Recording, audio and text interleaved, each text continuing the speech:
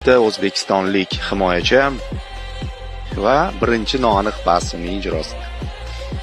To'p qoldi maydonda.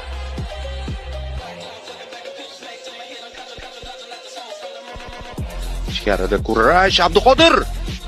Endi avtogolga zamin yaratib berdi Husanov.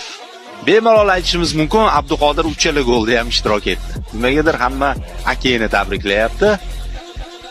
Husanov qildi-yu hamma ish. Diqqat bilan qarang, ichkarida jang ketyapti. Abduqodir bilan kurashgan futbolchi to'pni o'z darvozasiga yo'llayapti. Mana. Nimadir qilmoq. Akega tekkan ekan. To'g'ri.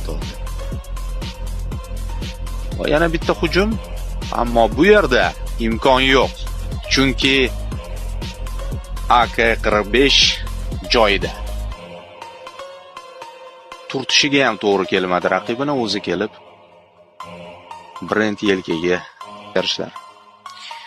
Abduqodir Husanovdan long ball, u qoldi maydonda. Yana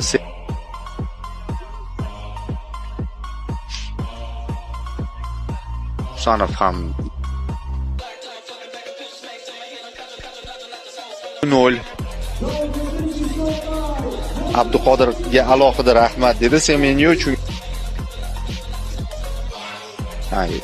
Riko edi bu esa Abduqodir.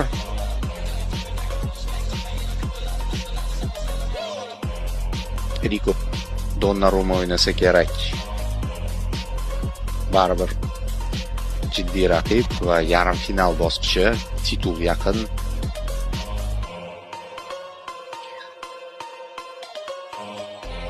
Qoida buzdi. Birinchi marta, birinchi foul darvoqe. O'yinda bitta qoida buzishi normal.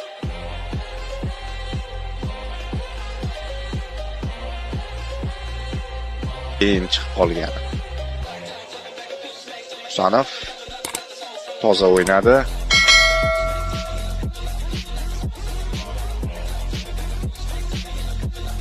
Bu vaqtda dunyoning eng kuchli darvozaboni rasman.